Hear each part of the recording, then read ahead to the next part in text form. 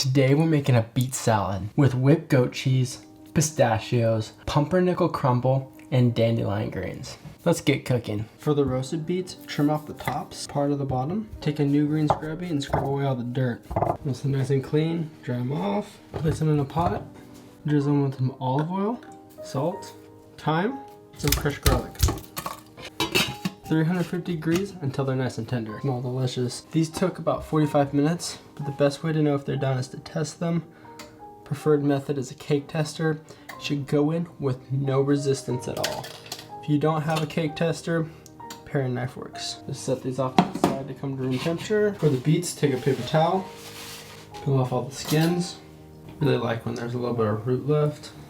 Just trim them up so that they look nice. For the pickled beets, start by trimming them up and peel them.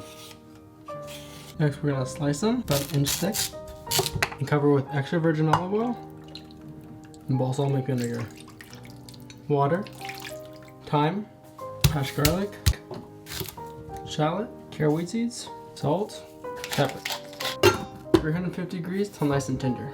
Pickled beets, just like the other beets, you know they're ready when a cake tester easily goes through. These took about an hour and a half. You can strain your liquid off. Just let these come to room temperature and then we can cool them down in the fridge. Take your beets out of the marinade to let them drain. To make the beet dressing, first we're gonna emulsify the marinade and pour off a little bit onto the side. You can save the rest of this in the freezer for the next time you cook the beets. Add in a little bit of xanthan gum at a time until you get a slightly thickened dressing. Taste for seasoning and season with a little bit of salt, pepper, some sherry vinegar. Strain one last time to make sure there's no chunks of xanthan gum. And place into a squeeze bottle. Lay out a parchment paper and take 2 punches. I like to have different sizes. If you have any slices that are uneven, just take your knife, make them flat. You trim, dice it up. To make the beet puree, add some of your chopped beets into the blender and enough of the cooking liquid to allow it to blend. Once you're relatively smooth, add in a little bit of creme fraiche and a small amount of xanthan gum, which will help make it super smooth.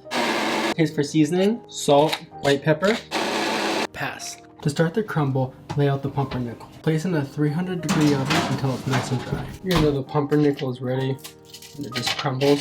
It's okay if it's a little bit wet, but you want it as dry as possible because that's gonna allow it to cook a lot faster for the final time.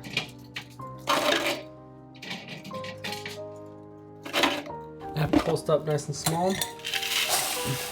Go into a bowl. Get out as much of the powder as you can. You can save this as like a pumpernickel breadcrumb.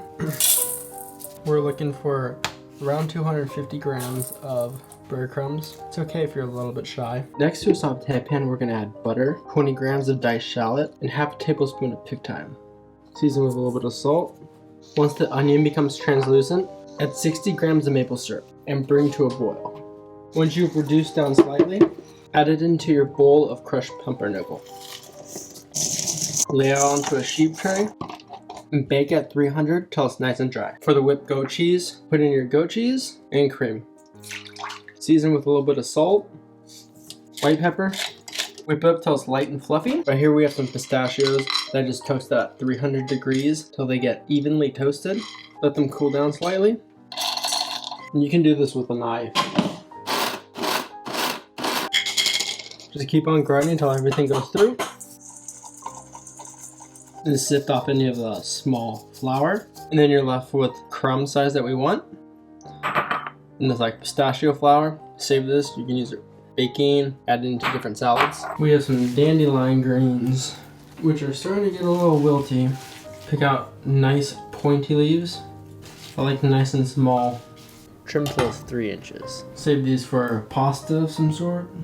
Cut along the stem on both sides. Trim up the sides at an angle. And a bisect. Go into the ice bath. To finish off the beets, we're gonna go a little bit of the dressing onto the beets. We're also gonna go a little bit into our dandelion bowl. Just a little bit though, we don't want to color it too much. Brush the beets. A golden beets, just a little bit of extra virgin olive oil. And we're gonna hit them all with a little bit of Michelin. First, we're gonna go down with the red beets. Next, our whipped goat cheese, right in the middle. Nice even pipe. A little bit of the pistachios. Then the crumble is gonna fill in the gaps. Golden beets on top. Good thing with the crumble is you can really push down, get the height that you're looking for from the beet. Going with a little bit of beet puree. And last we have our dandelion greens. And here's our beet salad. If you enjoyed this video, you should watch this next.